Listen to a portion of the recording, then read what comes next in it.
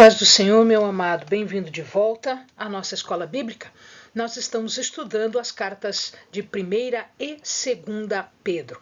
Então pegue a sua Bíblia, pegue o seu caderno de estudos, ore ao Senhor, pede a Ele discernimento, entendimento, conhecimento, sabedoria. Pede a Ele proteção para que nós possamos desvendar dos seus mistérios. Estamos fechando as relações entre cristãos, que vai até o verso 11 do capítulo 4. Eu sugiro que você leia novamente esses versos para que possa fazer mais profundidade, mais sentido aquilo que nós vamos discutir aqui. Pois muito bem, estamos então no verso do 1 ao 6 e aqui Pedro fala a respeito de armai-vos. E aí a gente fica pensando, poxa, mas ele está falando de amor, ele está falando de um bom comportamento, ele está falando todo de uma questão de paz, etc, etc. E aí ele pede para se armar. Bom, que arma é essa? Armar é um termo militar? Sim, é um termo militar. Nós estamos falando de guerra. Entretanto, esta guerra não é a guerra que a gente imagina quando se fala de guerra. Não é a guerra de pessoas contra pessoas, armas para matar, etc. e tal. Não. Aqui Pedro está dizendo, assim como Paulo também fala, de que o cristão é um soldado. E por ser um soldado, ele tem lutas espirituais. Nós estamos falando aqui de batalha espiritual. E para a batalha espiritual, a que todo cristão se encontra envolvido, ele deve se armar adequadamente. E qual é a arma adequada? Paulo nos explica lá em Efésios 6:11 que existe uma armadura de Deus que o cristão deve ter. Ele fala ali que as armas da nossa milícia não são carnais, mas sim poderosas em Deus para destruir as fortalezas. Então veja lá, o principal inimigo não é carne. As armas não são carnais, são armas divinas. Depois, com o tempo, pega Efésios, pega o capítulo 6 e lê qual é toda essa armadura de Deus. Ele continua falando em viver pelo exemplo. E aqui ele diz que o cristão deve ter a mesma disposição mental que Cristo teve, que é esta convicção em, primeiro, deixar o pecado, segundo, não pecar mais. Parar de pecar, abandonar o pecado, no sentido de uma vida sem pecado, como um hábito contínuo, uma atitude de não se importar com a vontade de Deus, ou seja, ser rebelde a Deus, desfazer, fazer desfeita daquilo que Deus nos coloca, não cumprir, não observar.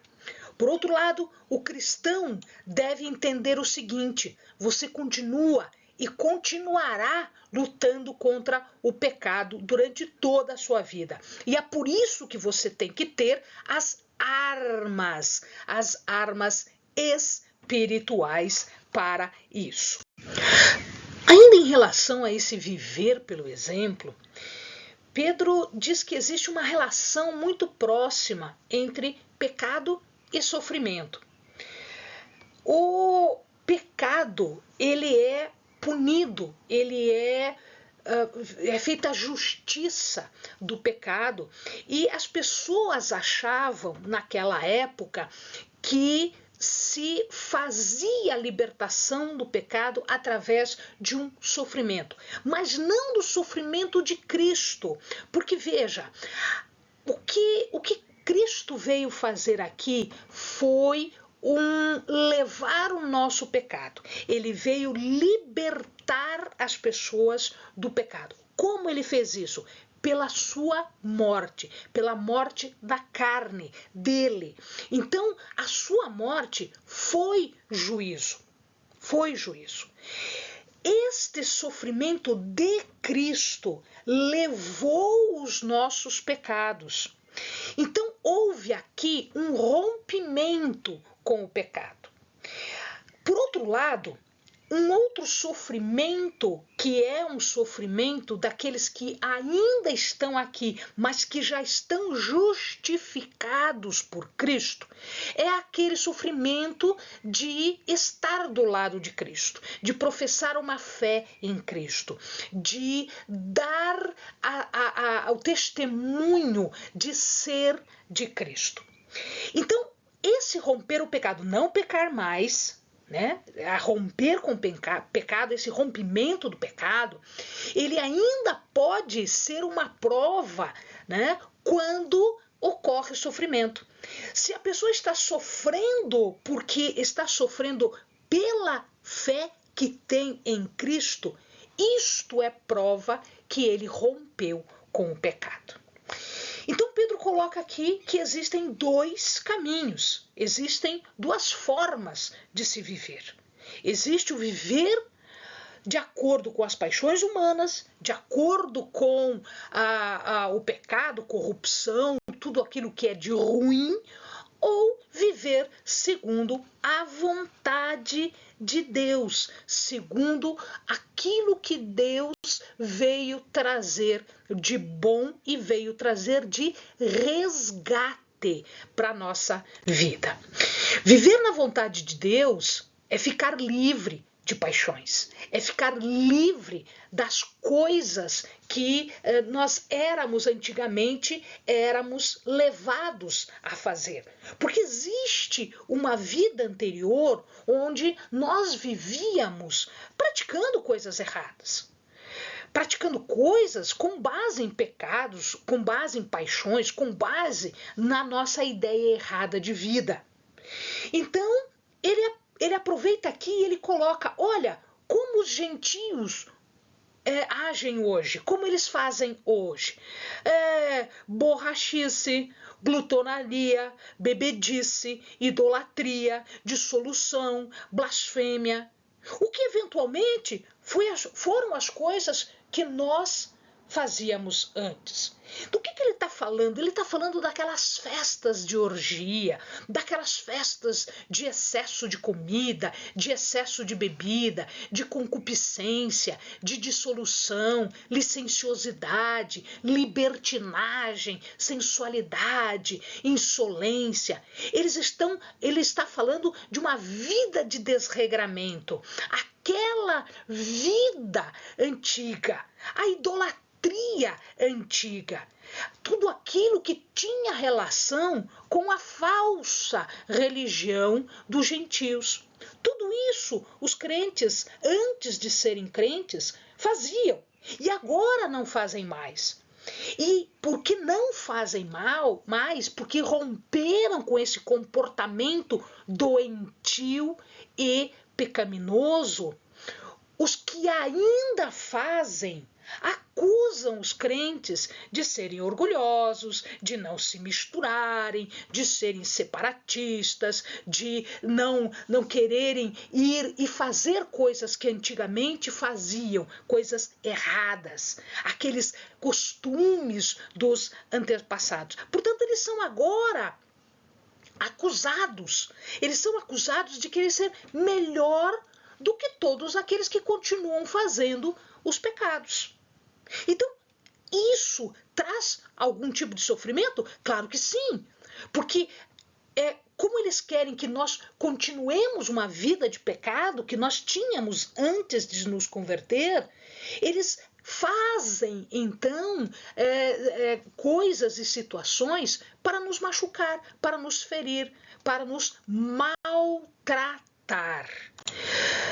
Viver pelo exemplo é também ter em mente que existe um dia específico que é chamado dia de julgamento, o dia do Senhor. né?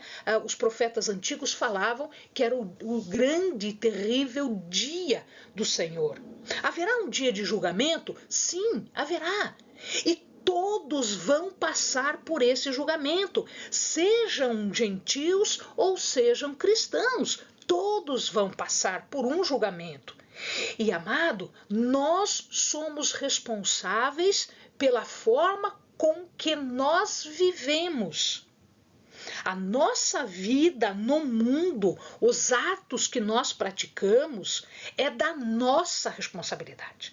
Não adianta nós dizermos que a culpa é deste, daquele, é porque o meu chefe, porque o meu patrão, porque a minha família, porque a minha esposa, o meu pai, meu filho, meu isso, meu aquilo. Não existe desculpa.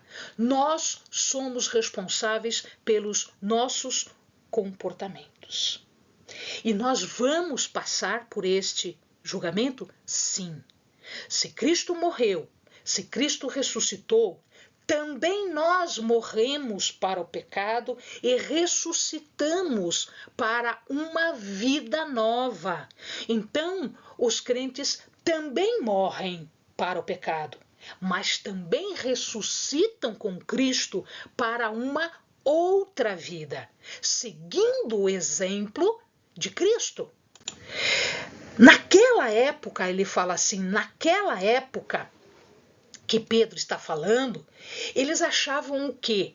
Que o reino de Deus estava muito próximo, que eles mesmos iriam ver esse reino de Deus chegar. Na verdade, o que estava acontecendo era o seguinte: quando Jesus ele encarna, quando ele vem em corpo, em forma humana para a terra, ele inaugura o reino de Deus. A palavra diz que é chegado para vós o reino de Deus. Mas o que eles entendiam é que esse reino de Deus já era o final e que eles iriam ver esse final. Bom, muitos anos se passaram, muitos séculos se passaram e o reino de Deus ainda não teve o seu desfecho. Ele ainda não se completou. Mas Pedro já fala para nós que este reino de Deus, ele já é antecipado como uma vida futura, né? Ele já é antecipado para os cristãos. Espiritualmente, o cristão já vive um reino de Deus. Fora deste mundo pecaminoso, deste mundo cruel, deste mundo corrupto. Portanto, nós já vivemos hoje algo que só vai terminar, concluir no futuro. Esse mundo novo, essa vida nova que Deus nos dá pela salvação em Cristo, já é uma forma de viver diferente. Portanto, ele diz, sede criterioso, sede sóbrio, sede bom. Nós precisamos agir com critério, nós precisamos agir com sobriedade, com moderação, com discernimento. Isso quer dizer o quê? Ter capacidade de ver, de enxergar o que de verdade está acontecendo e de pensar claramente, para que nós possamos agir claramente. E isto, inclusive, em relação às orações. Em verdade, as orações é que mantêm os olhos do cristão na direção certa, porque é um momento de comunhão com Deus. Portanto, os nossos olhos voltados na direção certa é para que nós possamos viver nesta direção certa as nossas vidas de acordo com moderação, sobriedade e principalmente com discernimento. A maior característica, meu amado, do cristianismo é o amor. Jesus fala isso. A palavra toda, né? O maior mandamento é amai a Deus. E Jesus diz que O segundo, igual a este, é amar uns aos outros. Jesus fala que amar é cumprir toda a lei de Deus. Primeiro, amor a Deus. Segundo, amor às pessoas. E este amor às pessoas é igual ao primeiro. Por quê? Porque eu só consigo amar os outros se eu verdadeiramente amar a Deus. Porque eu estou refletindo o que Deus sente por nós. E o que Deus sente por nós? Amor. O amor, fala Pedro, ele encobre transgressão. E aqui existe muita discussão. O que ele quis dizer com encobrir transgressão? Pode ser várias coisas. Pode ser que aquele que ama não tem necessidade de ficar se atendo, se preocupando com as faltas que os amados irmãos cometem uns contra os outros. Ele não fica revirando isso. Ele perdoa, ele encobre essa transgressão, ele encobre esta falta exatamente pelo perdão, por causa do amor. Mas pode ser também, meu amado, que o amor encubra as transgressões porque é um esforço que nós fazemos porque amamos, um esforço para a conversão do pecador. Então, esse pecador, quando se converte, ele fez com que a sua maldade e a sua injustiça fosse lavado pelo sangue de Jesus. Então, o amor de Deus cobre esses pecados. E nós somos um instrumento de Deus nesta cobertura de pecado, fazendo com que a mensagem chegue aos irmãos e eles se convertam, e eles se curem, e eles sejam perdoados e os seus pecados sejam todos lavados e encobertos, no sentido de serem apagados. Pode ser isso também. Bom, naquela época, meu querido, não haviam templos. Não tinha templo. Muitos, eles se dedicavam ao ensino, à palavra, à comunhão nas sinagogas. Mas quando estas reuniões não podiam acontecer nas sinagogas, elas aconteciam nas casas. Então, os missionários, os pastores, os evangelistas, eles andavam de um lugar para outro, como Pedro fazia, como Paulo fazia, como os outros evangelistas faziam. Então, eles não tinham casa, eles não tinham templo, eles não tinham aonde ficar, aonde pregar. Isso acontecia na casa das pessoas. Então as pessoas hospedavam estes missionários. Pedro está dizendo que é importante que esses missionários que estavam fazendo a obra fundamental de espalhar o cristianismo, eles fossem hospedados com cuidado, com zelo, suprindo todas as necessidades dos missionários. Portanto, esta hospitalidade também era devida. O dono da casa, que abria a sua casa para a palavra de Deus, ele tinha que ter essa hospitalidade, este amor de abrir o que era seu para pessoas estranhas, estranhas que se tornariam irmãs, que se tornariam companheiros de ministério. A comunidade cristã também tinha uma outra função, uma outra questão em relação aos cristãos, entre eles agora. A comunidade era vida de serviço. Como Jesus não veio para ser servido, mas para servir, foi ele que disse isso. Então, as pessoas, os cristãos, eles estavam aqui para servir. E aí vem uma palavra que nós usamos até hoje, diaconuntes, que nós traduzimos e nós falamos diaconia. O que é ser um diácono? O que é a diaconia? É aquela missão, é aquela vida de serviço. E por que eu posso, ou como eu posso servir? Eu posso servir porque nós recebemos do Espírito Santo dons específicos, de acordo com a necessidade. Cada igreja agora recebe um número de dons.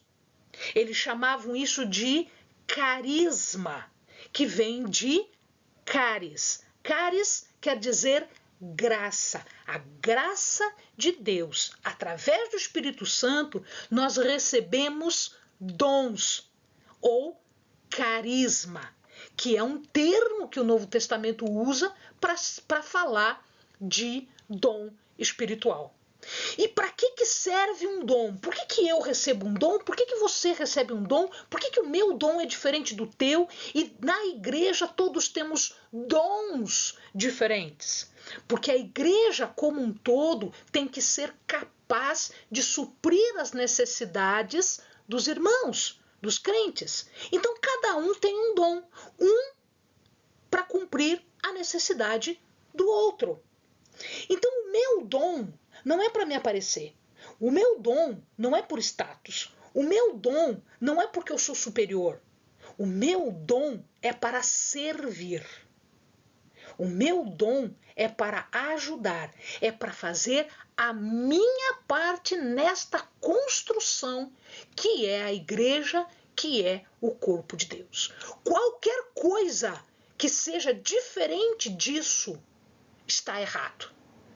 Então, se eu não estou usando meu dom para servir, eu estou contrária à natureza do carisma, à natureza do dom que me foi dado. E isto é repreendido em Atos. Lucas fala desta repreensão. Ter um dom é ter um depósito de graça, que é utilizado para servir aos outros. Nós fomos criados para servir, como Cristo foi criado para servir. Nós devemos ser, Pedro fala, despenseiro. É uma outra palavra agora. É oikonomoi. Oikonomoi ou despenseiros a gente traduz como outra palavra. A gente traduz como despenseiro, a gente traduz como administrador, a gente traduz como mordomo. Então, se todos recebem dons, se todos recebem graça, todos somos iguais. Nós estamos nivelados. O Senhor dá dom de modos diferentes, de acordo com as necessidades, de acordo com as características. Pode ser um dom de palavra? Pode. E quem recebe o dom de palavra, o dom de falar, deve fazer de acordo com o falar de Deus.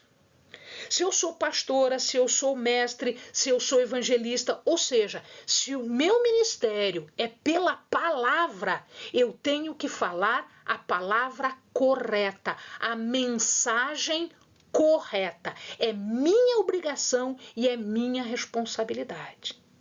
Se eu tenho o dom em servir, e aí pode ser qualquer coisa, misericórdia, doação, presidência, distribuição de pão, trabalhar na porta, limpar a igreja, não interessa o que você receba de dom, meu querido. Você deve servir de acordo com a palavra de Deus. Tudo que é serviço é trabalho que se realiza em benefício das pessoas. E é Deus que nos dá a força necessária, porque às vezes nós não temos mais força, às vezes nós cansamos, às vezes nós estamos estafados, mas é Deus que nos dá força necessária, porque enquanto nós estamos fazendo o serviço, nós estamos glorificando a Deus e sendo glorificado por Ele, porque nós temos a honra de estarmos servindo a este Deus. E esta parte, ele termina com a palavra amém. E nós falamos muito amém. Amém, amados? Amém. O que quer dizer amém? Pode ser um reconhecimento disso tudo que a gente está falando. Ou seja, quando eu digo amém, eu estou concordando. E é assim mesmo. Ou é o em verdade, como Jesus disse. Jesus falava, né? É em verdade vos digo. Ou seja, realmente é assim. Ou ainda, assim seja. Tá? Então, quando nós falamos para alguém está conversando, alguém está explicando, alguém está ministrando, alguém está exortando, alguém está nos chamando a atenção, e nós concordamos, ou nós queremos que seja assim, nós dizemos amém. Amém, amados? Bons estudos para você. Fica com Deus.